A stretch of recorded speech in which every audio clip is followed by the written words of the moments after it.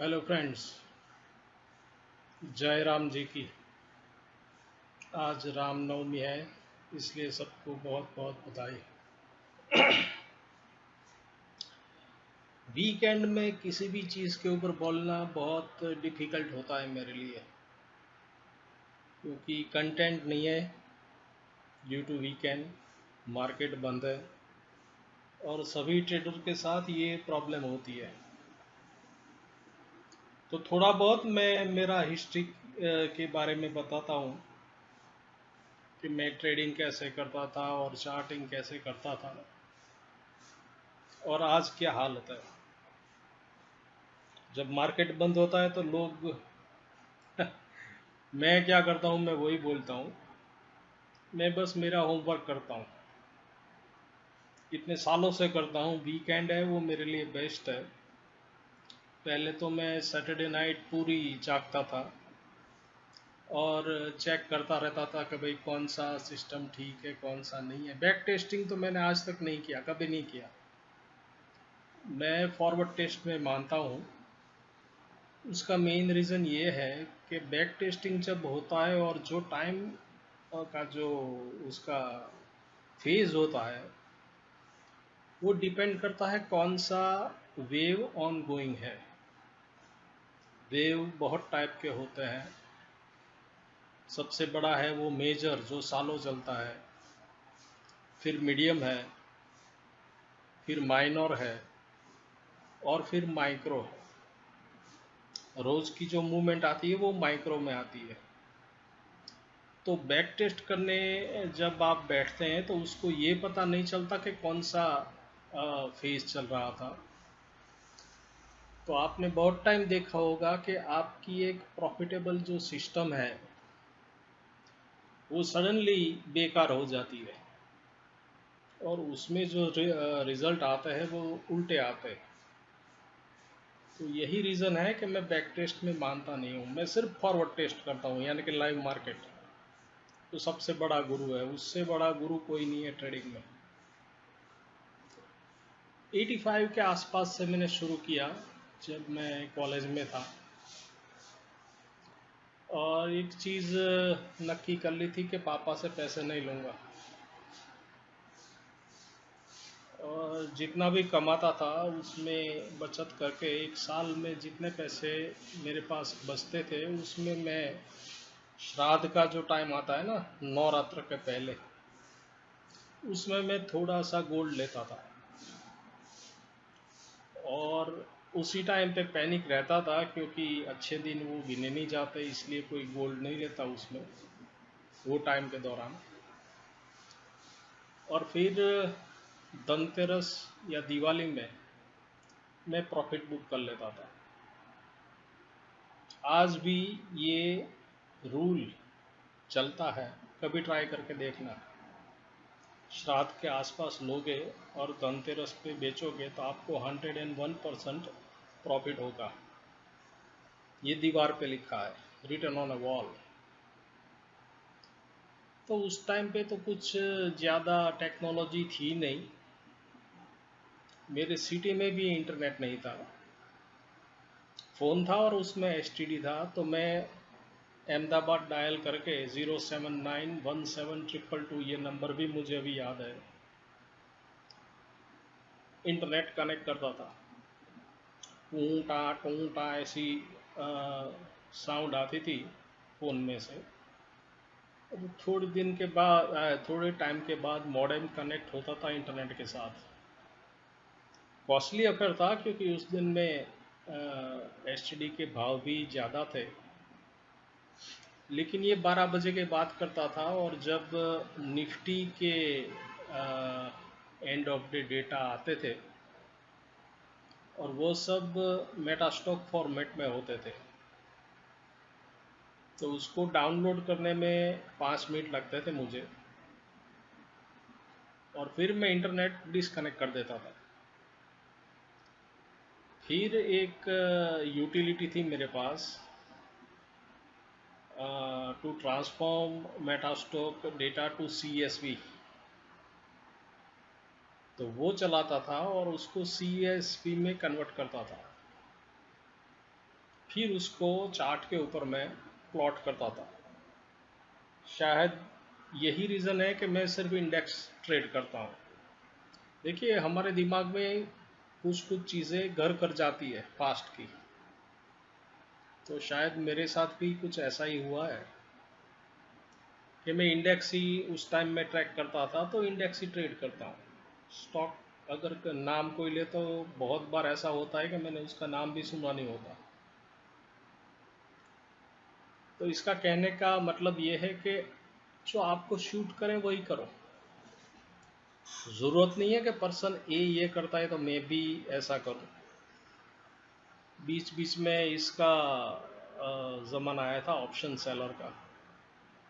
जो भी बात करता था मुझसे वो वही पूछता था कि ऑप्शन सेलिंग कैसा रहेगा। मैंने बोला ठीक है, आपके पास पैसा है तो करो। उसके बाद तो रूल्स भी चेंज हुए, मार्जिन भी बढ़ गया। अभी तो ऑलमोस्ट सेम है, फ्यूचर लो या फिर ऑप्शन सेल करो, मार्जिन ऑलमोस्ट सेम लगता है। तो आपके हिसाब से, आपके नेचर से और आपकी पॉकेट साइज से जो भी शूट करता है आपको वो ट्रेड करना चाहिए।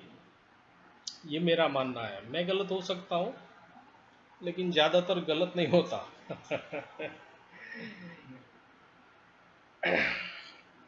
दूसरी बात, ऐसे मैंने बहुत लोग देखे ट्रेडर जिनकी आई साइट बहुत अच्छी होती है। उसको आप कोई भी चार्ट स्क्रीन पे दिखाओ तो फटाक से एनालिसिस करके बोलते हैं कि भाई ये वीक है, ये इधर जा रहा है, उधर जा रहा है। उसका विज़न परफेक्ट रहता है। जब मार्केट बंद हो तब पूरा उसको आइडिया होता है कि भाई ये इसका मोमेंटम कैसा है, स्ट्रॉन्ग है कि नहीं, कहाँ तक स्ट्रॉन्ग रह सकता है, सब ऑलमोस्ट उसका एनालिसिस ठीक रहता है। लेकिन जब मार्केट चालू होता है और उसको बिठाओ तो पूरा उल्टा पुल्टा हो जाता है। क्यों होता है ऐसा? जब मार्केट बंद रहती है तब आपका दिमाग सिर्फ चार्ट देखता है, सिर्फ चार्ट, यानी कि उसका स्ट्रक्चर। जैसे ही मार्केट शुरू होती है तो वो ग्रीड आपके दिमाग में घुसती है कि इसमें से मुझे पैसा बनाने का है, और ये ग्रीड के हिसाब से आपका दिमाग उल्टा चलता है और आपका एनालिसिस गलत हो जाता है। मैंने ऐसे बहुत लोग देखे हैं, आप में से भी किसी को ये प्रॉब्लम होगा। मैं जब कॉलेज में था, मैंने ये एग्जाम्पल दिया था ट्विटर में।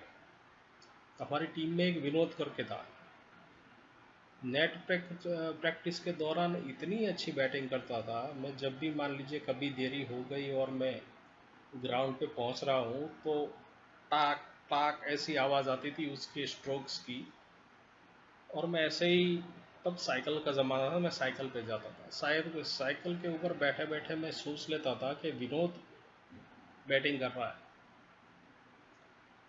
और परफेक्ट टाइमिंग उसका, इतना टाइमिंग मस्त रहता था। हमारे कोच थे वो उसके ऊपर हमेशा खुश रहते थे। और दूसरा एक था मनोज करके, वो कभी भी सिंसियर नहीं था प्रैक्टिस में, और जब उसका सिलेक्शन होता था तो कोच जाके कैप्टन को बोलता था कि भाई इसको क्यों लिया, ये चलेगा ही नहीं कभी।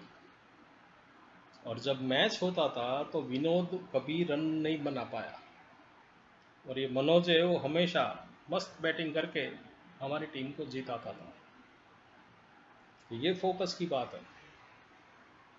जब भी इवेंट शुरू होता है तब विनोद का फोकस चला जाता था, और मनोज है वो अपने दिमाग को कंसंट्रेट कर पाता था। तो लोगों लोगों में ये फ़र्क होता है। होमवर्क करना बहुत ज़रूरी है, और ऑफलाइन जब आप चार्ट्स देखते हैं, यानी कि मार्केट ख़त्म होने के बाद, और जो चार्ट्स लाइव होते हैं उसमें ज़मीन आसमान का अंतर रहता है। ये बात हमेशा याद रखना। It is very difficult to जज trend on the live market. दूसरी बात, टाइम फ्रेम कौन सी रखें, ये सबसे ज़्यादा पूछे जाने वाला और डिस्कस होने वाला प्रश्न है टेक्निकल एनालिसिस में। एटलीस्ट मैं देखता हूँ ट्विटर के ऊपर,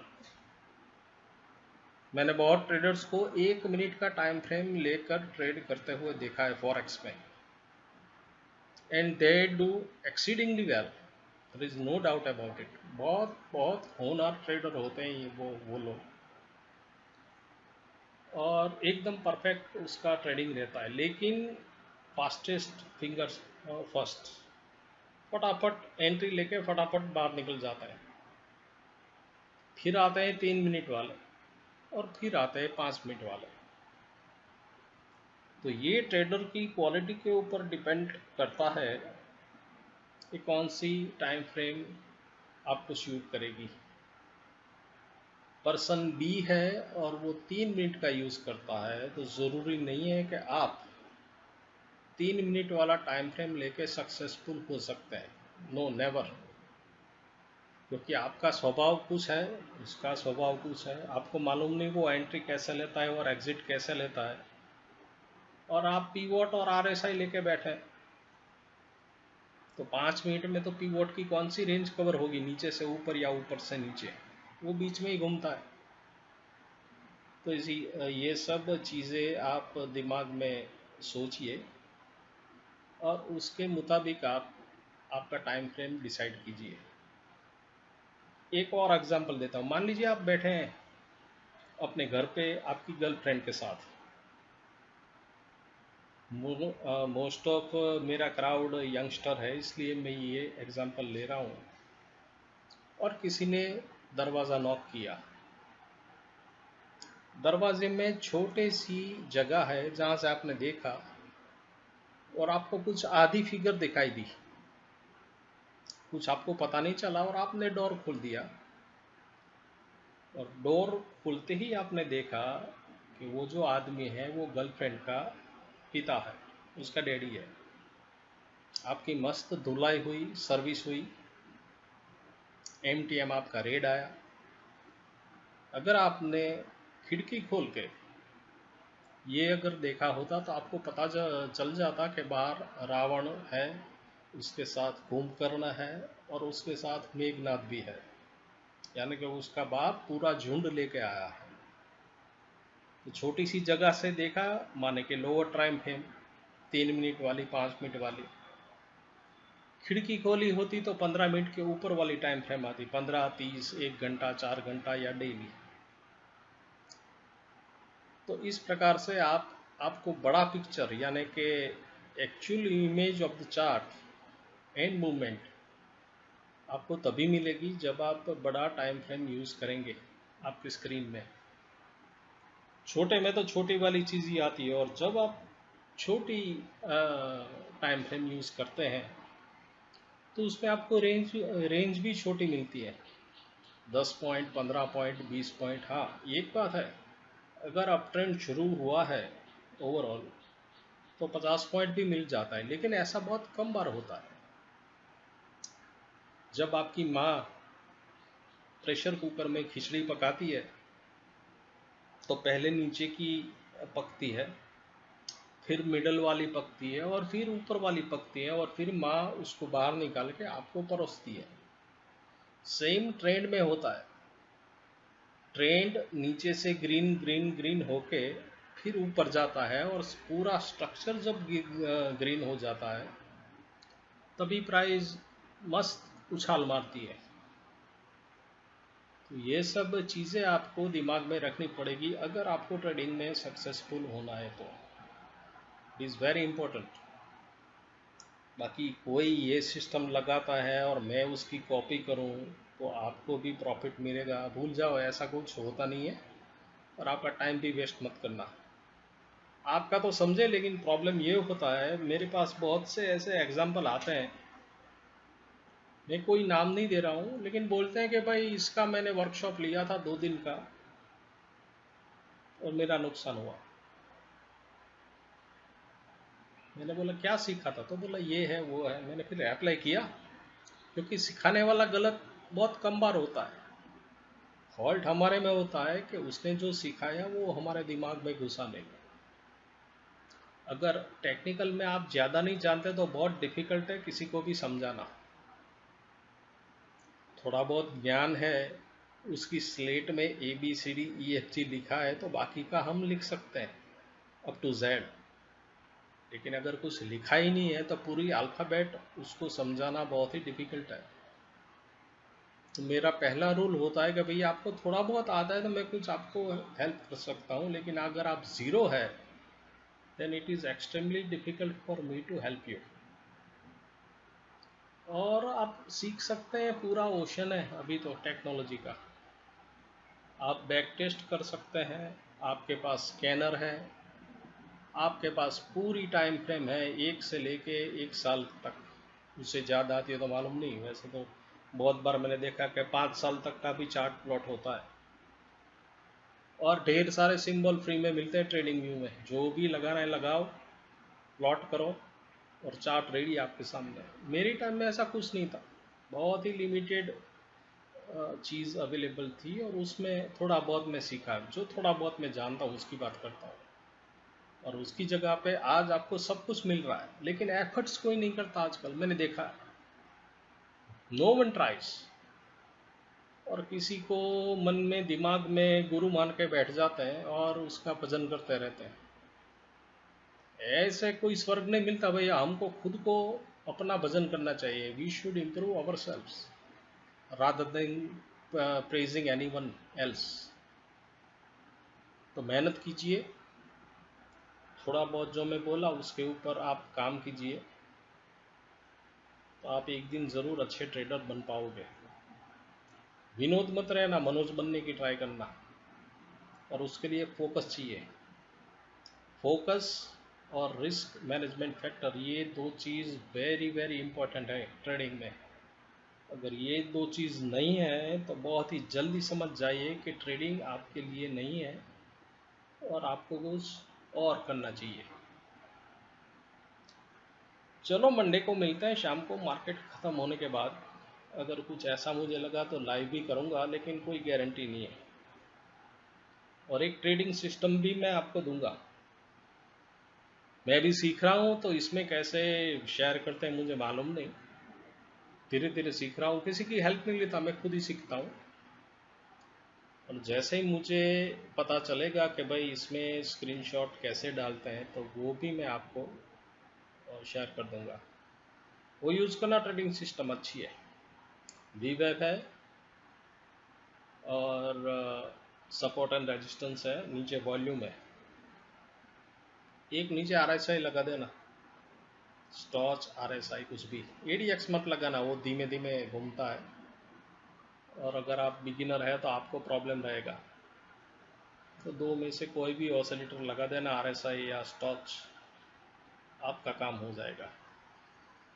चलो, सुनने के लिए आपका बहुत शुक्रिया। Have a nice holiday. और फैमिली के साथ मैक्सिमम टाइम स्पेंड करना, क्योंकि ट्रेडर के लिए वीकेंड ही होता है जब वो दोस्त और फैमिली के साथ अपना टाइम स्पेंड कर सके। So have a nice time and thank you very much. Bye bye.